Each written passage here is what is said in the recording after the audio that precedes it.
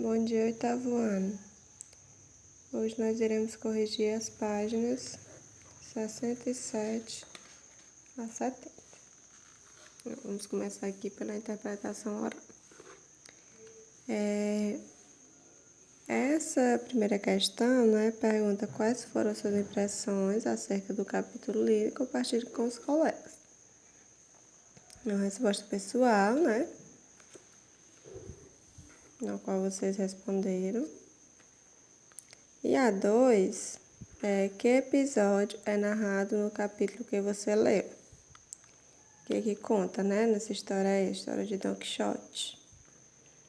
Então, é um episódio, no qual a batalha ela é imaginária, de Don Quixote contra o Moinho de Vento, Don Quixote é um personagem, na qual ele imagina a história, contra o Moinho de Vento. A 3. O episódio narrado nesse capítulo foi semelhante ao que você imaginou antes da leitura? Também é pessoal, e vai depender da sua resposta nas páginas anteriores. Se foi igual, você diz aí o porquê. Se for diferente, você também irá dizer o porquê. Na questão da interpretação escrita, pergunta: Don Quixote acredita tanto que é um cavalheiro andante que a todo momento procura comportar-se como tal. Sublinhe no texto um trecho que indica isso. Bem, você iria sublinhar lá no texto. Tem vários momentos, tem esse momento aqui, que é o último parágrafo da página 65. Quem sublinhou esse parágrafo está correto, certo? Também tem essas outras sugestões da página 66,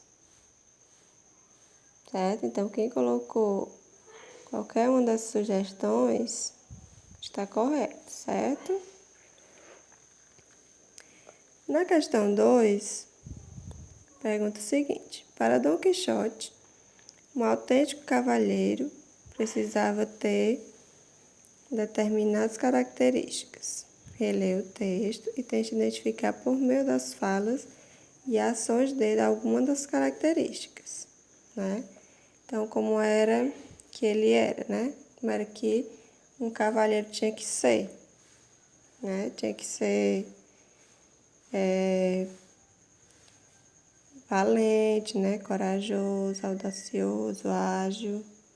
Isso aqui são apenas algumas sugestões, certo? Quem colocou além, que também foi citado nas falas de Don Quixote, também está correto. A 3 embora fossem muito amigos, Don Quixote e Sancho Panza eram muito diferentes. Assinale D das características de Don Quixote e S das características de Sancho Panza. Quem era o sonhador, insensato? Com certeza era o Don Quixote, Ele era um grande sonhador, E o realista e sensato era o Sancho Panza, Que a todo momento ele queria alertar, o Don Quixote. Na questão 4, releia o primeiro parágrafo do texto. Depois de cavalgarem algumas horas, chegaram a um grande campo onde se viam entre 30 e 40 moinhos de vento. Letra A. Qual é o local desse trecho do romance? Então, o local é um grande campo com moinhos de vento, que aqui no trecho fala,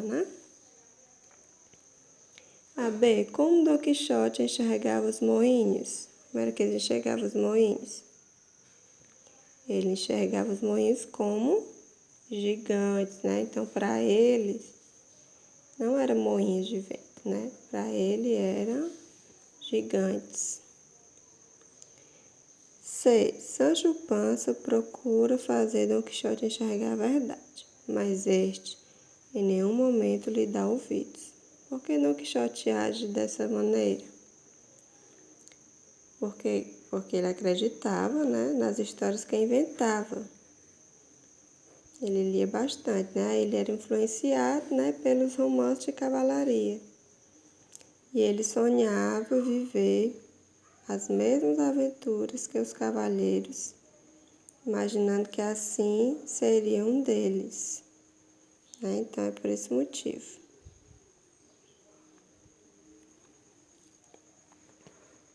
5. O que Dom Quixote resolveu fazer em relação aos moinhos de vento?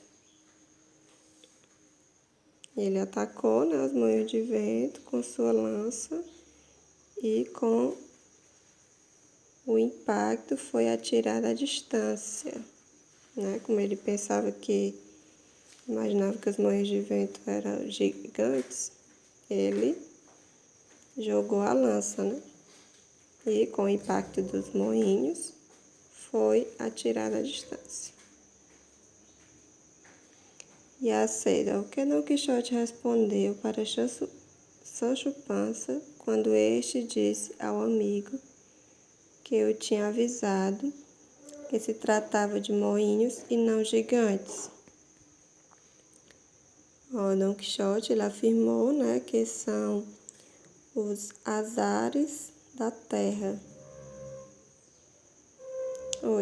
São os azares da guerra, que antes eram gigantes e se transformaram em moinhos, e acreditava ser uma picárdia de Frestão, né? Então, Dom Quixote ele falou para o amigo, né, que isso são os azares da guerra, né, que antes eles realmente eram gigantes e se transformaram em moinhos.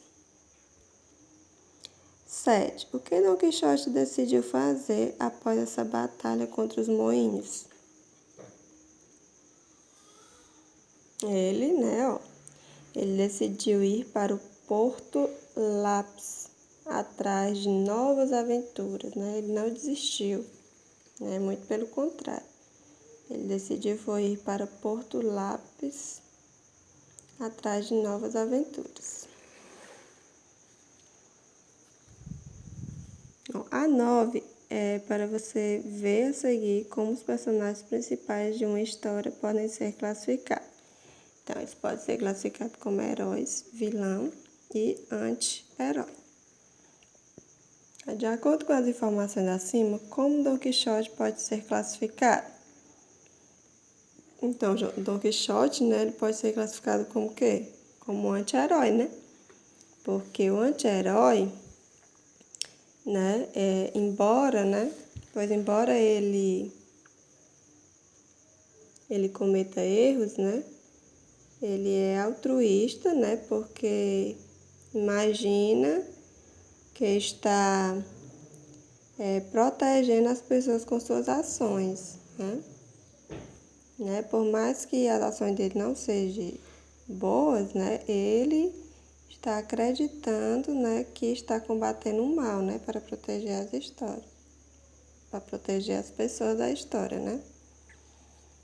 E a 9. Que tipo de discurso predomina nesse texto? Assinale a alternativa correta. Então, esse texto, né, ele é composto por discurso direto, né? Porque as falas dos personagens anteriormente vem um travessão, que é o que pergunta aqui nesse quadrinho, né? Que sinal de pontuação introduz as falas dos personagens nesse tipo de texto? Esse tipo de discurso, né? Desculpa. Então, é o travessão, né? Então, quando o discurso é direto, é quando as falas dos personagens vêm acompanhadas do travessão.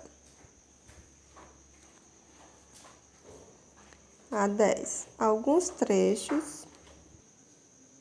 Então, a questão 10, né, era para você marcar V para as alternativas verdadeiras e F para as falsas, de acordo com os trechos, né? Ó, o registro empregado no texto é predominantemente informal, pois são empregadas palavras e expressões mais comuns. Falso, né? Muito pelo contrário. O registro é formal. O registro empregado no texto é predominantemente formal, pois são empregadas palavras e expressões mais rebuscadas. Exatamente. Verdadeiro. A expressão voz-me ser é um pronome de tratamento que indica formalidade. Sim, verdadeiro. O uso do pronome de tratamento voz-me ser indica a relação de proximidade e informalidade entre os personagens. Falso, né? Que a verdadeira é essa daqui, né? Essa aqui tá verdadeira, consequentemente essa vai ficar falsa, né? Voz-me ser um pronome de tratamento que indica formalidade. A 11, né? Observe os adjetivos em destaque no seguinte trecho do romance. Então, observe os adjetivos em destaque no seguinte trecho do romance. Aqui no primeiro é insolentes, e aqui é feroz e desigual. O que Dom Quixote sugere em relação à aventura que acredita estar vivenciando ao empregar esses adjetivos? Então, quando ele fala aqui desses adjetivos, insolentes, feroz e desigual. Então, ele sugere que é uma ideia, de perigo, em relação às aventuras, Insolentes, gigante, feroz e desigual, Então, ele sugere, com esses adjetivos, uma ideia de perigo, em relação às aventuras. E a última questão é com que sentido as aspas foram empregadas no trecho a seguir? Assinale a alternativa correta. Se foi para indicar uma citação, não, porque quando ele gritou, atirando-se contra o inimigo mais próximo. Ou seja, para ele lá, a história, o inimigo era o quê? Eram os moinhos,